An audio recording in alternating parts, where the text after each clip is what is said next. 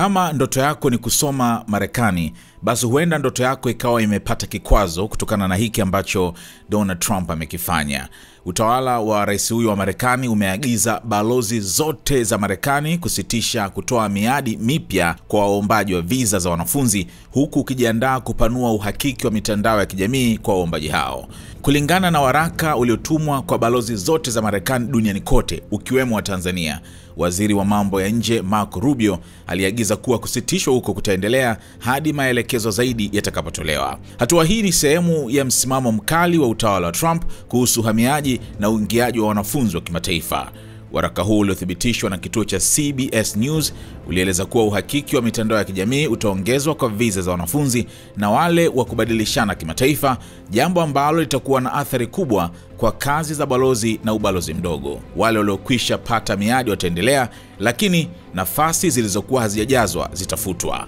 Hatua hii inajiri wakati mvutano unazidi kati ya utawala wa Trump na vyuo vikuu maarufu vya Marekani ambavyo rais amevituhumu kwa kushabikia siasa za mrengo wa kushoto, kuhimili chuki dhidi ya Wayahudi katika vyuo hivyo na pia kuendesha sera za udahili zenye ubaguzi.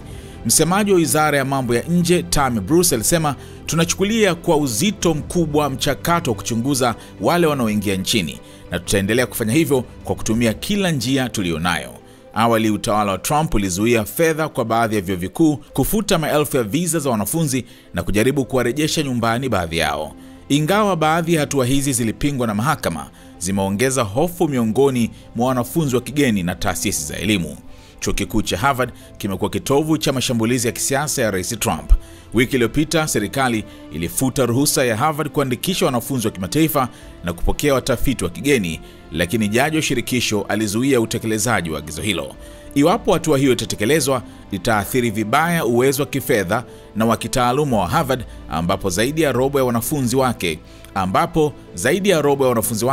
ni wa kimataifa.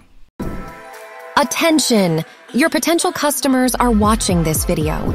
Don't miss out on the opportunity to reach them.